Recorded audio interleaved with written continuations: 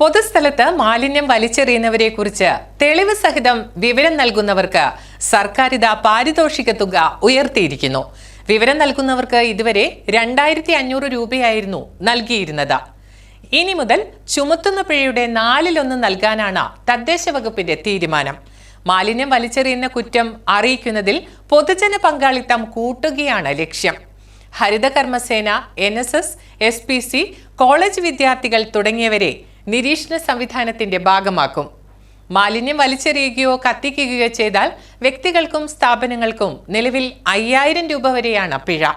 മലിനജലം ജലാശയങ്ങളിലേക്കോ പൊതുസ്ഥലങ്ങളിലേക്കോ ഒഴുക്കിയാൽ 5000 മുതൽ 50000 വരെയാണ് പിഴ. മാലിന്യമോ ചവറോ വിസർജ്യ വസ്തുക്കളോ ജലാശയങ്ങളിൽ നിക്ഷേപിച്ചാൽ 10000 മുതൽ 50000 രൂപ വരെ പിഴയും അതുകൂടാതെ 6 മുതൽ 1 വർഷം വരെ തടവും ലഭിക്കും. മാലിന്യം നമുക്ക് കൃത്യമായി സംസ്കരിക്കാം, നമ്മുടെ നാടിനെ രക്ഷിക്കാം.